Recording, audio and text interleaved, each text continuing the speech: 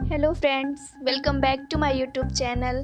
तो फ्रेंड्स, कल की वीडियो में मैंने आपको फ्रंट की हेयर स्टाइल बताई थी। फ्रंट की बस नहीं बताया था, आपको बैक की भी हेयर स्टाइल बताया था कि बैक में आप लोग चोटी या जूड़ा कैसे बनाए। तो फ्रेंड्स, अभी मैंने जूड़ा की वीडियो अपलोड नहीं की है, उसे भी मैं आपको बता दूंगी। तो फ्रेंड्स, आज हम लोग सीखने जा रहे हैं कि मेहंदी हम लोग कैसे लगाते हैं। तो फ्रेंड्स, मैं आपको बहुत ही ईजी तरीके से मेहंदी बताऊँगी, बहुत ही सिंपल तरीके से। बिल्कुल भी वीडियो को फास्ट नहीं किया गया है। बहुत ही अच्छी मेहंदी डिज़ाइन है, एक बार आप लोग ज़रूर देखिएगा और ट्राई ज़रूर करिएगा। तो फ्रेंड्स, चलिए हम लोग इस वीडियो को स्टार्ट करते हैं। और फ्रेंड्स, मैं बार बार यही चीज़ कहती हूँ, अगर वीडियो पसंद आए आपको तो लाइक, सब्सक्राइब एंड शेयर ज़रूर करिएगा। Thank you friends. चलिए इस वीडियो को स्टार्ट करते हैं।